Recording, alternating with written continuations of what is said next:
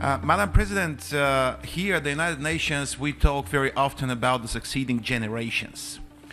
This term is mentioned also in the Charter of the United Nations, and youth has been recognized as agent of change for Agenda 2030.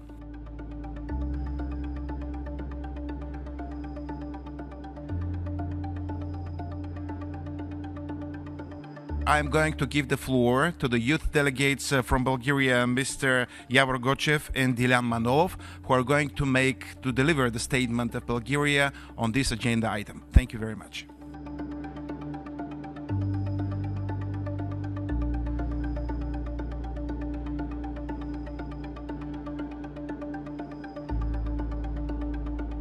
Madam Chair, we are the generations recognized as agents of change in the 2030 agenda, the generation that is at the forefront of the implementation of the UN Youth Strategy.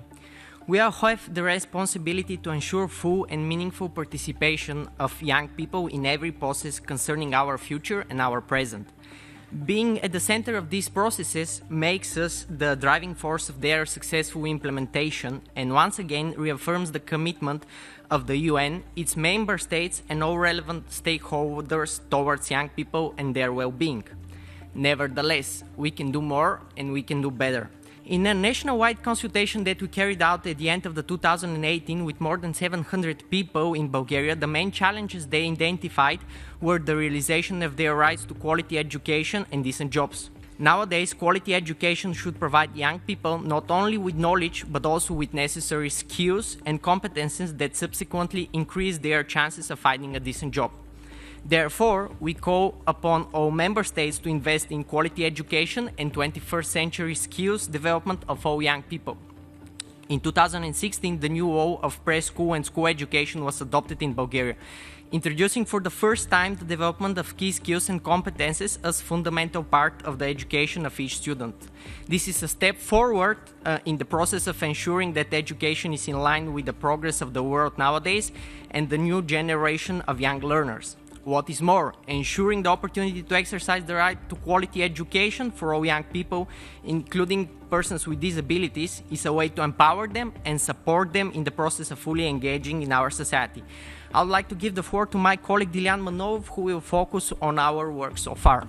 Thank you. Madam Chair,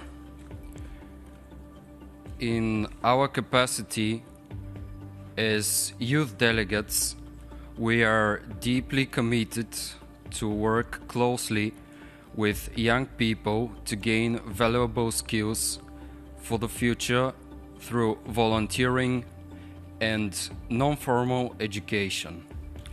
Our aim is to engage schools, universities, and non-governmental sector to help young people for their future and ensure the acquisition of the relevant skills needed in the rapidly changing workplace environment in the 21st century.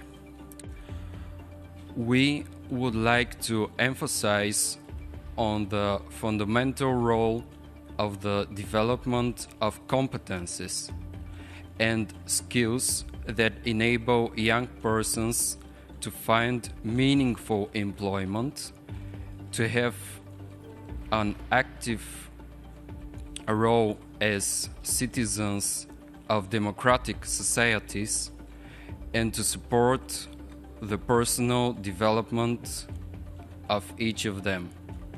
Reaching out to different groups of young people, including vulnerable groups and persons with disabilities, is crucial for ensuring inclusiveness at all levels.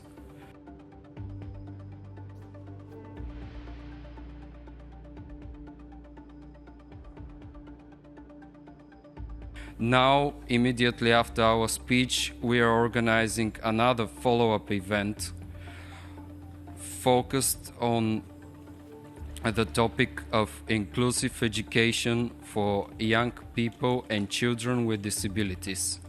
We want to showcase the success stories because they are all around us and we need to learn from them. Mrs. Chair. The World Programme of Action for Youth, alongside the 2030 Agenda and the United Nations Youth Strategy, envision a world in which the human rights of every young person is realized and every young person is empowered to achieve his or her full potential. The access to inclusive and quality formal and non-formal education is an important factor which enables young people to acquire the relevant skills and to build capacities, including for employability. We call upon member states to take the necessary steps to ensure that young people have access to such services and opportunities. Shukran.